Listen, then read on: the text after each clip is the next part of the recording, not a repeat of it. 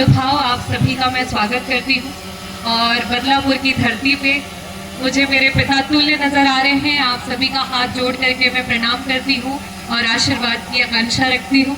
मेरे भाई मजबूत कंधों के साथ दिखाई दे रहे हैं, जो इस मीडिया के कार्यक्रम को अनवरत जो चलने वाला है उसको आगे लेकर के जाने वाले हैं। उन सब मजबूत भाइयों को मैं सलाम करती हूँ और धन्यवाद करती हूँ कि आपने इस कार्यक्रम को इतना सफल बनाया और आप लोग इतनी मेहनत कर रहे हैं।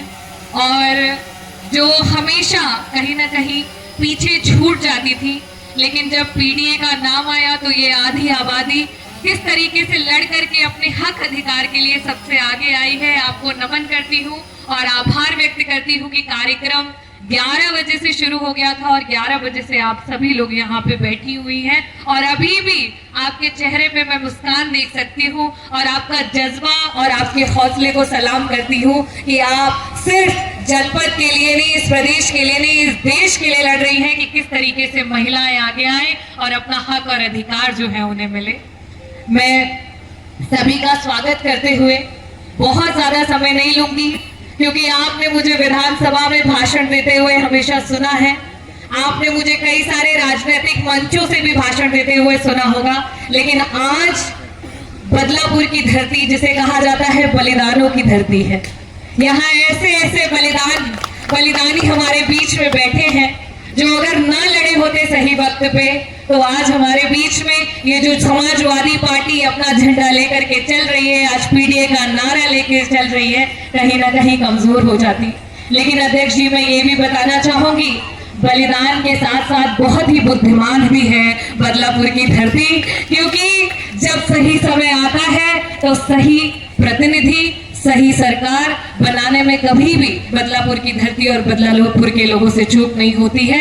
हाँ, भले कभी ना कभी, क्योंकि हम सीधे साधे हैं, फरेब जरूर हो जाता है, लेकिन इस बार 27 में वो फरेब का भी बदला लेगी हमारी बदलापुर की धरती। क्यों, आप सही कह रही हो कि नहीं? मैं तैयार है, तो आगाज हो गया है।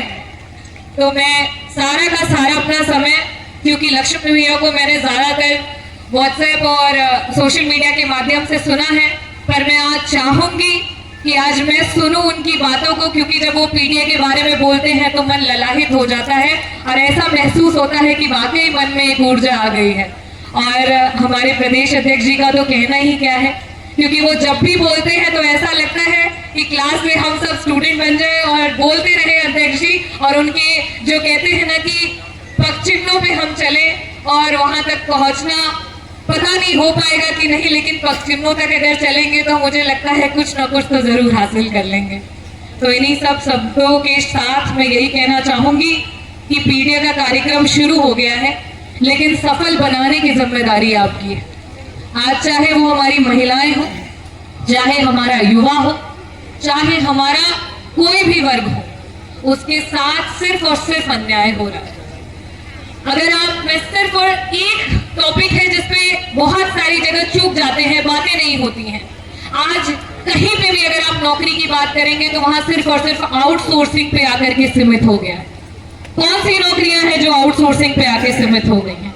वो ये नौकरियां हैं जिससे पीडीए परिवार एक आशा भरी नजरों से देखा करता था कि हमारा बच्चा अगर कुछ पढ़ ले, एक छोटी सी ही नौकरी मिल जाए तो कम से कम उसका जीवन सुरक्षित हो जाएगा।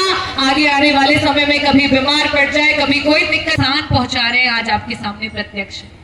चाहे वो एक टाइपिस्ट की नौकरी हो, चाहे वो एक टीचर की नौकरी हो, चाहे यहाँ तक कि हमारे जो सैनिक जो है लड़ने के लिए जाते हैं उनकी भी नौकरी हो, आज ये हर नौकरी को खाने पे तुले हुए। और रही बात राशन की या इनके द्वारा दी जा रही पेंशनों की, ये आज की पेंशन या आज का राशन नहीं है। कई सरकारें आई, कई सरकारें चली गई, लेकिन सब ये जानते हैं कि अगर कोई किसी के अधीन है तो सिर्फ और सिर्फ जनता के अधीन है। सबसे बड़ी ताकत जनता की, और जनता अगर एक बार फैसला कर लेती है तो आप कितने ही शक्तिशाली क्यों ना हो जाओ, कितने ही ताकतवर क्यों ना हो जाओ, आपको खींच करके ला करके जमीन पे पटक देती है और ये बता देती है कि अगर हम नहीं तो तुम नहीं। तो इन चंद शब्दों के साथ कहूंगी कि इस कार्यक्रम को अगर सफल बनाना है तो कदम भारी रख, बाहर निकल तूफानों से यारी रख, कदम कदम पर मिलेंगी मुश्किलें ये तय है, पर तू निरंतर अपना सफर जारी रख, तू निरंतर अपना सफर जारी रख। बहुत बहुत धन्यवाद। जय भीम, जय भारत, जय समाजवाद।